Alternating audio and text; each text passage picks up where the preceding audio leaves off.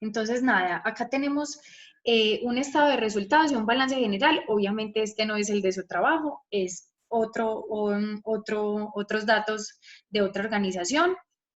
Bueno, acá particularmente,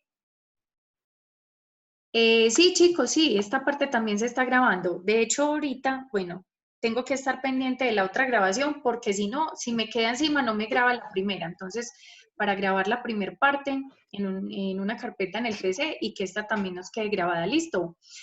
Chicos, cuando hablamos entonces de análisis vertical, hablamos, o lo que quiere decir puntualmente este análisis es la representación de unas cuentas sobre un total global, ¿cierto? ¿Eso para qué? Para poder definir, bueno, el peso que cada una tiene o la representación o el grado de importancia que tienen esas cuentas sobre ese resultado. Cuando hablamos de análisis vertical, hablamos, bueno, este particularmente porque tuvo unas ventas brutas y después unas devoluciones. Sin embargo, entonces, como tuvimos devoluciones, esas no me interesan lo que realmente percibí entonces en términos de dinero. ¿Qué fue lo que realmente percibí? Entonces, mis ventas netas. Listo. Entonces, cada una de las cuentas para el análisis vertical se hacen con respecto a las ventas netas, es decir, este es mi total global. En el de ustedes sí tienen ventas netas, es decir, tenían ingresos operacionales, pero ahí están, eran los años, y el ingreso está como ventas netas, entonces ustedes no tuvieron devoluciones ni nada, solo hacen sobre ese valor. Ojo pues, entonces nos vamos. Cada una de las cuentas sobre ese total global. ¿Cuál es el total global? Ventas netas. Entonces, cada una de las cuentas, perdón, dividido las ventas netas. De hecho, esta celda la voy a fijar porque va a ser el denominador para todos. Miren, voy a hacer una incidencia también aquí con el resultado. Ojo pues, miren, cada una se hizo sobre ¿qué? Sobre las ventas netas. Cada uno de los resultados, miren, sobre las ventas netas. Si uno hizo bien el primero, puede arrastrar la fórmula. Ojo, en el estado de resultados, en el balance, tiene otra incidencia. Ya vamos a ir allá. Chicos, miren, por ejemplo, en este caso. Entonces, yo puedo decir, bueno, acá también hay algo puntual. Y es que, miren, el costo de ventas, los gastos de administración y ventas están en negativo. Bueno, menos los impuestos no están en negativo. Ojo, esos implican es una salida de dinero al igual que la anterior, excepto donde dice UO, que es esta, utilidad operacional. En este caso, que está entre paréntesis, sí fue un negativo. Listo. ¿Cómo me doy cuenta? Yo hago la operación. Entonces, 550.000, que fue la utilidad bruta en ventas, menos 623.000, que fueron los gastos operacionales, me va a dar un valor negativo. Listo. Sin embargo, en el otro año vemos que ya no me va a dar una pérdida operacional, sino que sí me va a dar positivo. Ojo, acá hay algo interesante. Miren, acá una pérdida operacional para el año 2008, pero acá en la utilidad neta no tuve pérdida. ¿Quién me dice qué pasó aquí? Para ese año puntualmente, ¿qué pasó para que sí pudiera obtener una utilidad realmente sabiendo que veníamos de una pérdida operacional?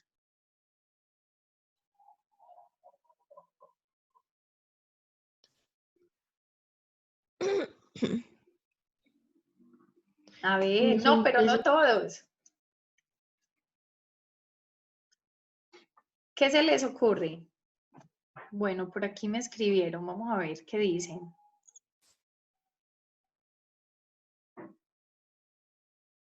Bueno, costo, impuesto, no señores. Ojo, mire pues, después de la utilidad operacional, o en este caso la pérdida operacional, ¿qué hubo?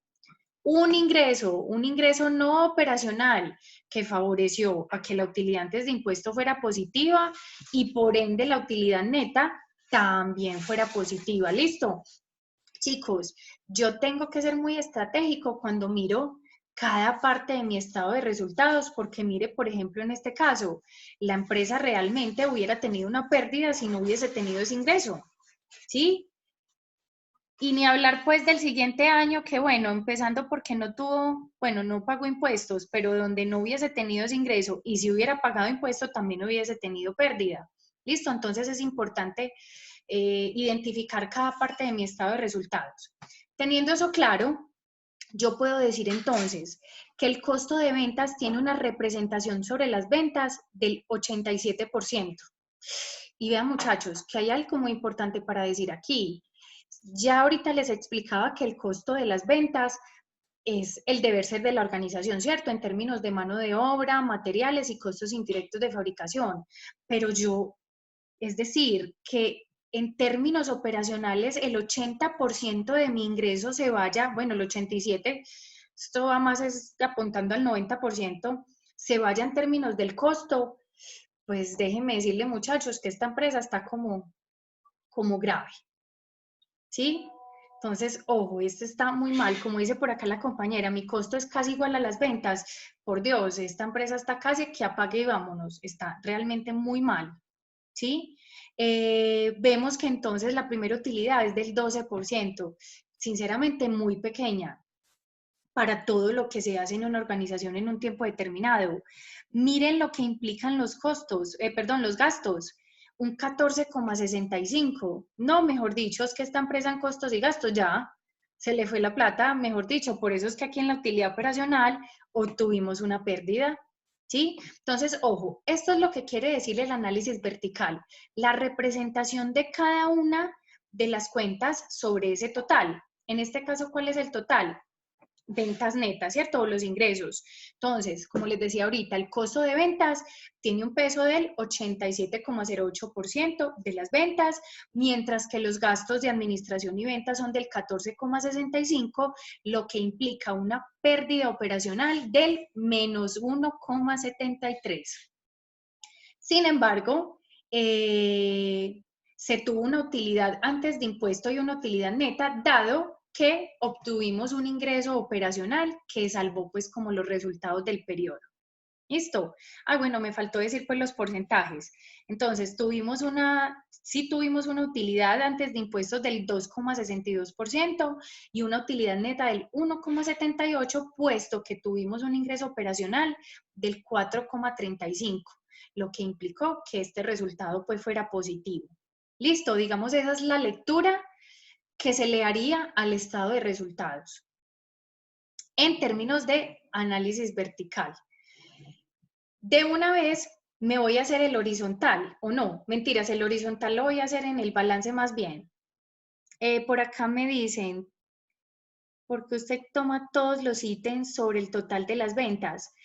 Ojo, porque estamos hablando de análisis vertical. Miren, esto que dice AV es análisis vertical. El análisis vertical es cada cuenta sobre un total global y el total global en el estado de resultados son las ventas netas. A ver, no entiendo, Fabián, la pregunta. Me dices, ¿por qué toma todos los ítems sobre el total de las ventas? Bueno, te lo acabo de responder. El total de las ventas es mi total global, sobre el cual yo me comparo. Y no miramos cada porcentaje del total de cada uno, pero no entiendo del total de cada uno. ¿Cómo así?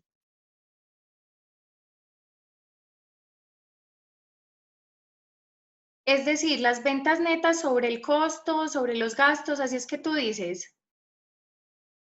No, no podría ser, porque se asume que siempre las ventas netas van a ser el valor grande, el valor mayor sobre los demás. Ojo, ese por un lado. Lo otro es que miren cómo se despliega el estado de resultados, es decir, todo lo que estamos hablando son salidas de dinero sobre esas ventas, entonces no tendría sentido que yo lo hiciera al revés, es decir, que fueran las ventas sobre cada uno de esos valores.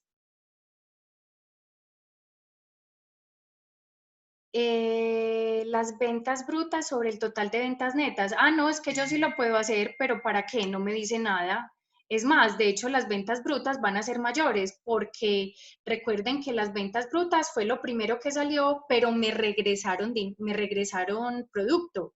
Entonces, pues no tiene sentido como hacerlo. Pues, o sea, en este caso no. De hecho, ustedes en el que tienen no tienen devolución ni siquiera en ventas, sino que tienen es ventas netas. Listo, entonces, ojo, piensen siempre, ¿por qué el análisis vertical de esta forma? O desde las ventas netas o los ingresos, porque ese es mi total global. ¿Listo? Cuando hablamos de variación, voy a hacer nomás, bueno, igual uno hace la primera y después lo, lo hace de largo. Cuando hablamos de esta variación, hablamos entonces de el año actual, hablamos de variación absoluta y variación relativa. Chicos, la variación absoluta, que es esta, la que yo voy a hacer primero, es en pesos, es decir, el año actual menos el año anterior. Ya, en términos numéricos, ¿cómo se dio? En este caso, ¿qué pasó con las ventas? Disminuyeron, la variación me dio negativa. Cuando yo voy a hacer la variación relativa, entonces esto es así, el año actual dividido el año anterior menos 1. Ojo, mi celda ya está en porcentaje. Si yo no la tuviera en porcentaje, me tocaría esa fórmula por 100. Listo, pero yo creo que es más fácil que esta la determinen en porcentaje. Ojo, cuando yo hago la primera, yo ya puedo, bueno, arrastrar al resto. Listo. De esa forma, entonces ya sabemos que esta es la resta siempre, año actual menos año anterior. De hecho, algunos ya me habían escrito que cómo es el trabajo de ustedes. Ustedes tienen 4 años, entonces sería el 2013 menos el 2012, el 2012 menos el 2011. Yo creo que terminamos 13, 12, 11, bueno, y hay un 10, y el 2011 menos el 2010. Listo, para que sepan. Entonces, ¿qué hacen? Le agregan columnas al Excel para que puedan hacer esto, así como yo se los hago acá. Igual este archivo yo se los voy a montar en plataforma, pues para que vean nuevamente las fórmulas y demás. Chicos, cuando yo voy a hacer el análisis vertical, ¿qué digo? La variación que tuvieron cada una de las cuentas, pero esta es de un año a otro. Entonces, se puede decir que las ventas netas para esta organización tuvieron una disminución del 3,61%, representado en 153.734. Mientras que, bueno, de hecho, aquí hay algo para ver. Y ojo, miren que esto sí es muy importante, siempre se fijen en términos de los signos. A pesar que este costo de ventas, aquí no me sale entre paréntesis, es decir, negativo, me sale positivo, pero esto fue una disminución o un aumento. Fue una disminución. De hecho, en el porcentaje sí me sale como es, negativo. Tuvo también una disminución. Listo, por su parte, el costo de las ventas disminuyeron en mayor proporción en 14,87%, en 551.272.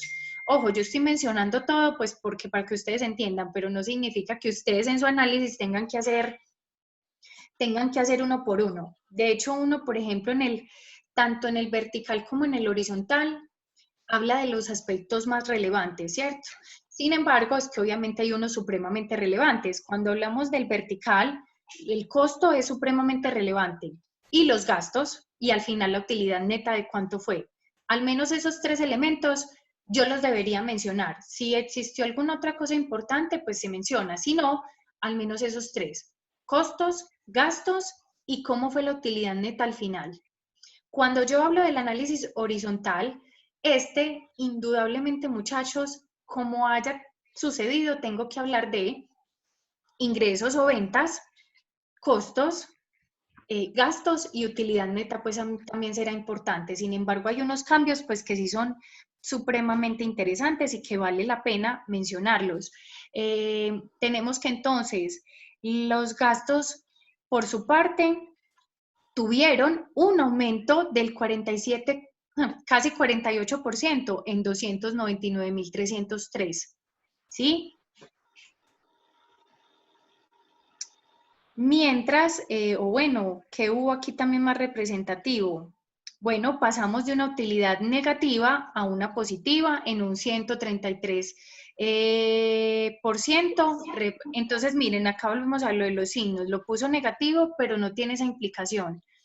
En 98.235.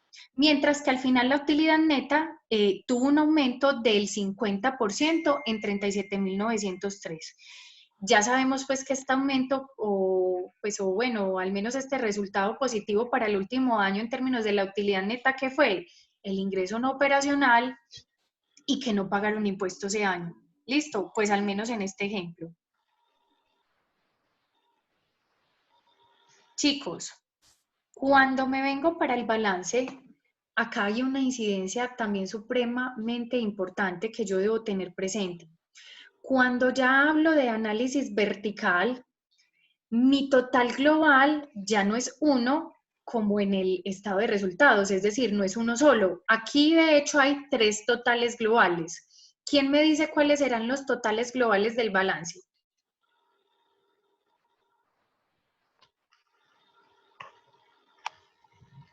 Listo, dice entonces, muy bien, activos, pasivos y patrimonio. Ojo, mejor dicho, no activos, pasivos y total activos, total pasivo y total patrimonio. Esos son mis totales globales para que no nos vamos a enredar.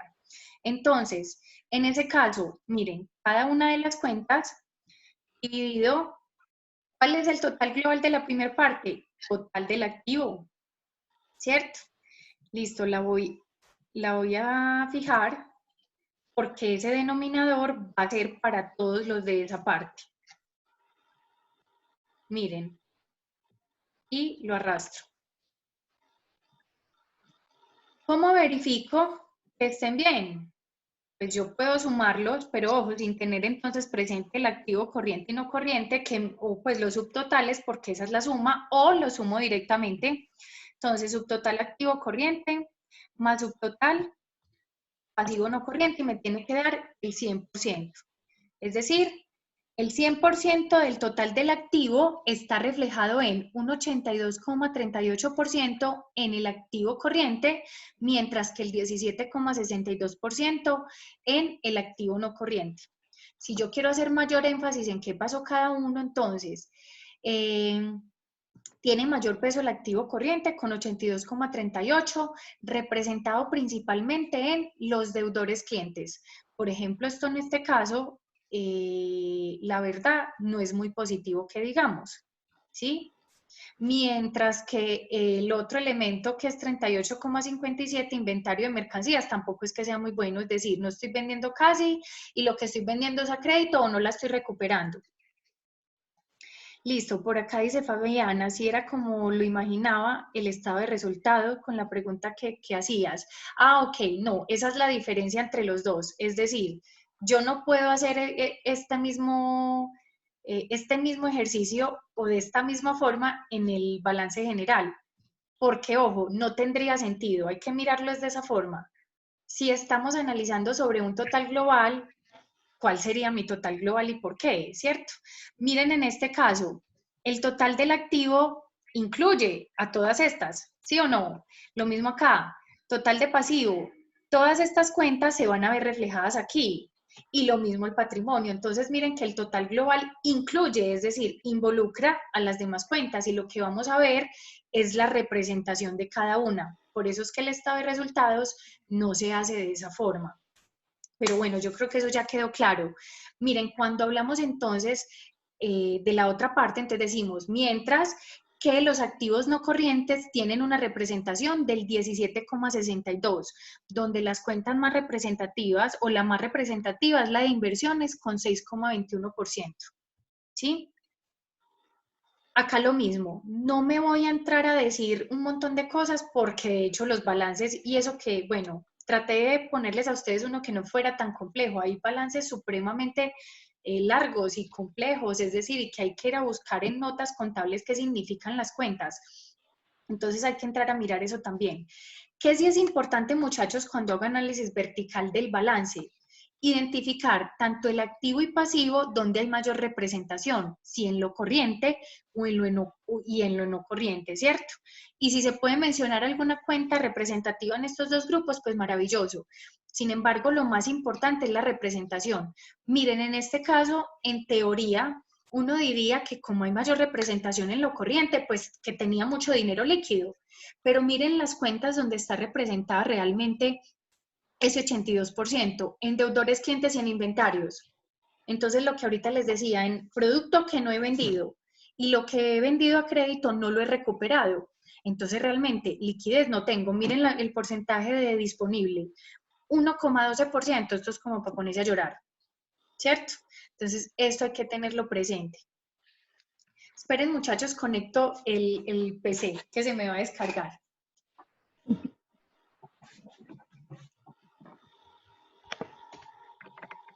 Listo.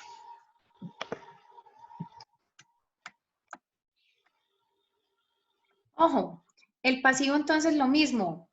¿Cuál es el total global? Total pasivo. Entonces, cada cuenta dividido, total pasivo. Voy a fijar entonces esta, que ya sabemos que va a ser nuestro denominador para este grupo. Listo. Y aquí, para verificar, sumamos entonces corriente más no corriente. Me da mi 100%. De una vez voy a hacer la de patrimonio.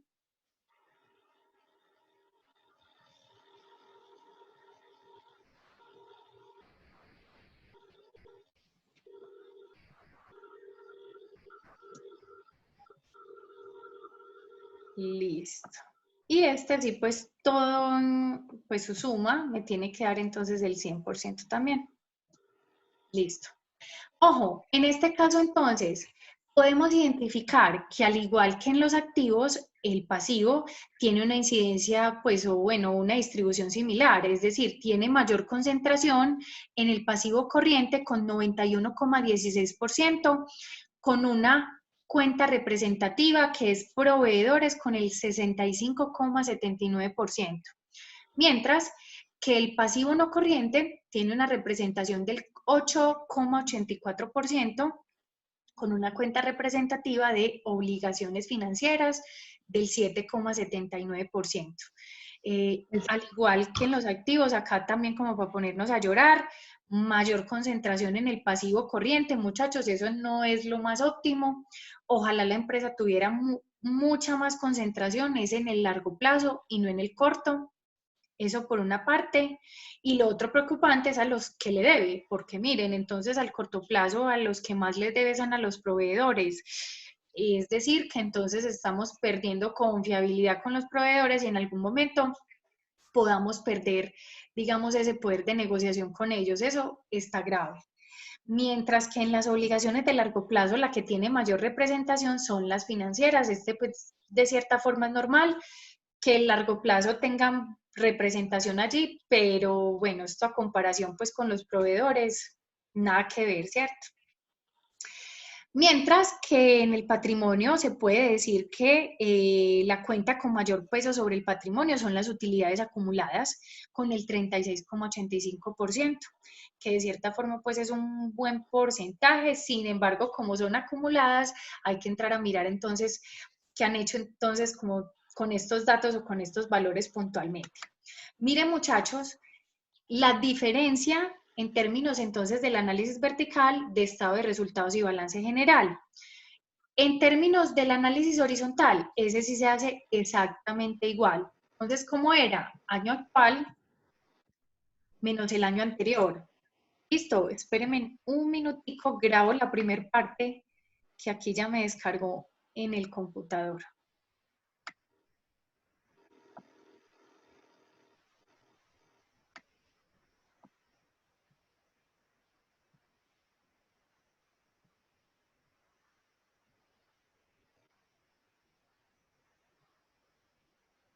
Listo.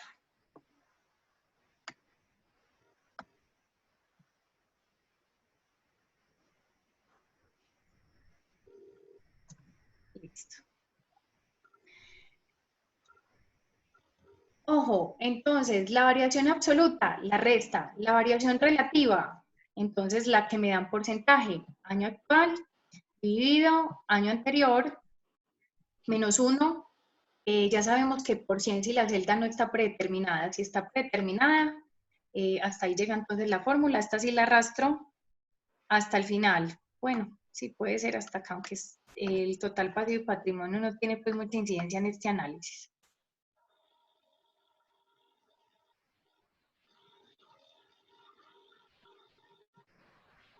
Listo. En este caso, al igual que en el estado de resultados, es identificar que tuvo aumento o disminución interesante en términos del balance general. Entonces, aquí, por ejemplo, podemos ver que el total de los activos tuvieron un aumento del 29,10% representado en 747.415, donde una de las, o la cuenta con mayor representación fue la de equipo de oficina con un aumento del 182% en 37.987. Entonces acá hay algo muy complejo porque miren, ya estamos viendo unos problemas en términos de ventas, en términos de gastos y aquí vemos que adquirieron equipo de oficina, o sea que la empresa tampoco está tomando muy buenas decisiones en cuanto digamos a sus recursos, ¿cierto?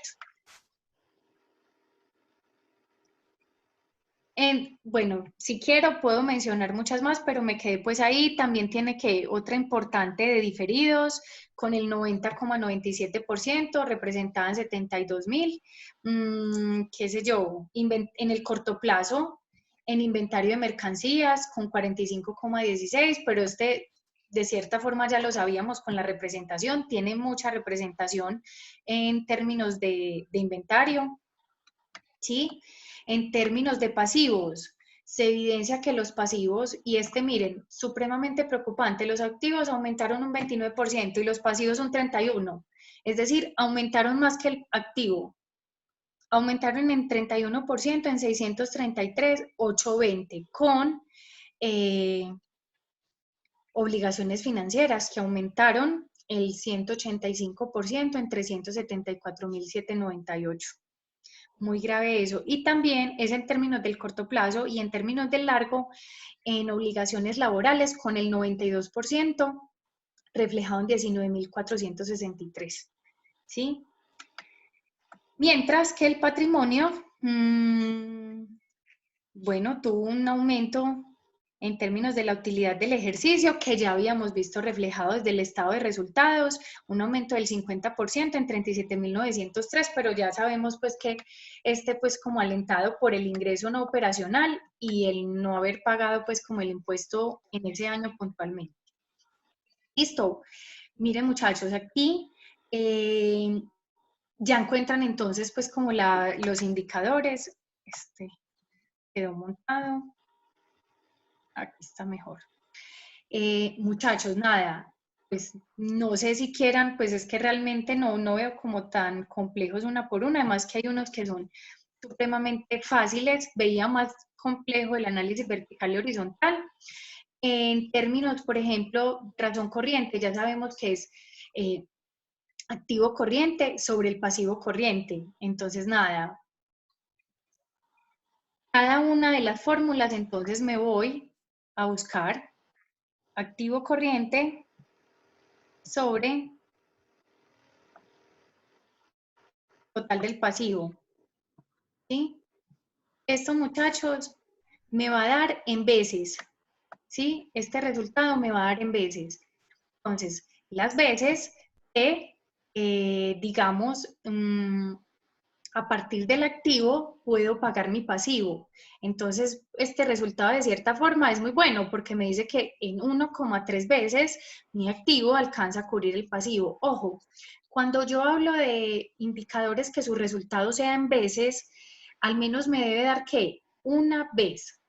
Listo, una vez para cumplirlo. Sin embargo, la prueba sí me dice, no, qué pena. Pero el activo no puede cubrir el pasivo si no le resto los inventarios. Entonces, esta es la misma fórmula, pero restando el inventario activo menos el inventario de mercancías dividido total de pasivo. Vamos a ver la diferencia tan enorme que nos va a dar el resultado. Miren, 0,8. Bueno, y eso que no dio tan fatal. Hay muchas empresas que este valor da 0,5, o sea, sacándole el inventario. Es decir, que su liquidez radica mucho en términos de la venta del inventario. Este no está tan complejo, es decir, en 0,8, pues si el ideal es una vez, pero bueno, 0,8 no está tan mal, es decir, lo que sí al menos debe tratar de hacer es incentivar la rotación del inventario, pues para venderlo en el menor corto de tiempo posible y pueda mejorar este indicador. Y bueno, no solamente en términos de indicador, sino que ya sabemos que es en términos de liquidez, ¿sí? Nada, hablamos de capital de trabajo. Es la misma fórmula que la razón corriente, pero no en división, sino en resta. Es decir, esa me da número de veces y esta me da en términos o en valores absolutos. Activo corriente menos pasivo corriente. Listo, entonces esta me da en pesos. ¿Cuánto me quedaría después de asumir los pasivos? Aunque ya sabemos que nos quedaría un poquito menos, puesto que no alcanzaríamos a cubrirlo completo si tendríamos que estar limitados a vender los inventarios como tal. Miren, acá, ay, bueno, esta la voy a hacer es del 2009, porque si no, no se puede decir. Chicos, estas de la rotación, en veces y en días, tienen una incidencia. Ya decía yo que esto se me hacía muy cortito. Listo.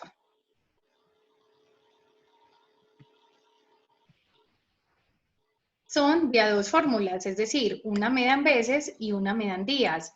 Resulta que entonces la rotación de cuentas por cobrar, ¿qué me dice? Ventas a crédito sobre las cuentas por cobrar promedio. ¿Cómo hago el promedio? Entonces aquí, bueno, como ustedes van a estar en Excel, pues muy fácil, o yo puedo hacer el promedio de los dos valores o puedo sacarlo yo mismo. Es decir, entonces, decíamos que las cuentas por cobrar son ¿qué? Los deudores. Entonces, los dos valores dividido 2, ese es mi promedio. O lo saco con la fórmula de promedio, puntualmente. El indicador, ¿ya cómo lo hago?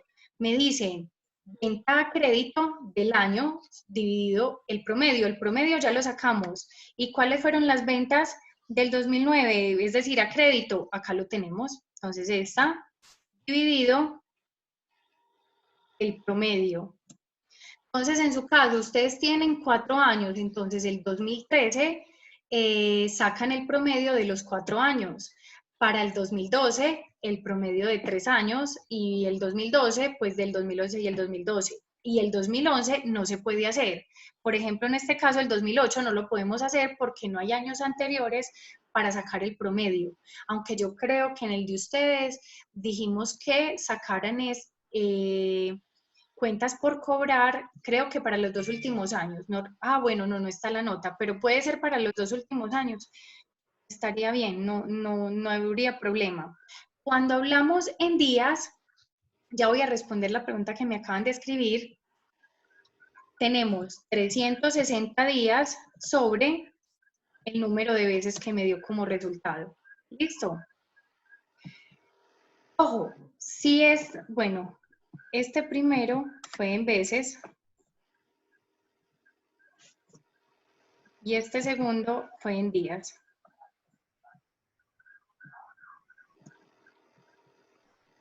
Listo, ¿qué puedo decir acá? Esta empresa tiene una rotación de cuentas por cobrar una vez al año. Ojo, ¿cuál sería el resultado óptimo que deberíamos tener? 12 veces al año, ese sería el óptimo, ¿cierto? Pero no, generalmente no nos da así. Y cuando hablamos de veces, de días, entonces si el resultado en veces fue 12, entonces en días nos va a dar 30, 31 días, ¿cierto? Es decir, cada mes. Pues indudablemente está fatal. Por aquí me pregunta un compañero, aparte del trabajo en Word o PDF, ¿le adjuntamos el Excel también? Claro que sí, porque es importante para mí, pues si hay algún dato que no corresponda pues como al resultado, pues poderle decir a usted, mire, se equivocó en esto. Es más para ustedes, es decir, que yo pueda ir a verificar el valor. si no, ustedes me copian en los resultados y me los copian en Word y me hacen el análisis, ¿cierto? Pero sí sería bueno en Excel también. Ojo, también está entonces la otra posibilidad, o me pueden hacer, lo pueden presentar en Excel también, y la parte cualitativa en una pestaña bien organizadito. O sea, ya es como ustedes lo quieran presentar, la verdad yo no tengo problema, pero si lo presentan en Word, sí es bueno que presenten el Excel por aparte para verificar las fórmulas. Listo. Chicos, cuando hablamos de inventarios, entonces tenemos costo de la mercancía vendida. ¿De dónde salió el dato de la celda N10? Ay, un momento. El promedio de quién? Las cuentas por cobrar, que en este caso son los deudores. Entonces, ¿qué hice? Sumé los dos valores y los dividí en dos para sacar el promedio, porque de este dato el denominador es el promedio, entonces toca sacar primero el promedio para poder hacer la fórmula. Listo. Lo mismo pasa con con rotación de inventarios.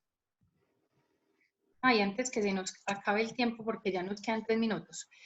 Chicos, tenemos que el inventario es costo de la mercancía vendida sobre el inventario promedio. Entonces, primero tenemos que sacar el inventario promedio. Pues el inventario ya está aquí. Entonces, como en este caso solo tenemos dos valores, dividido 2, ya tenemos el inventario. Y nos vamos entonces por el numerador. Costo de la mercancía vendida, ¿dónde lo sacamos?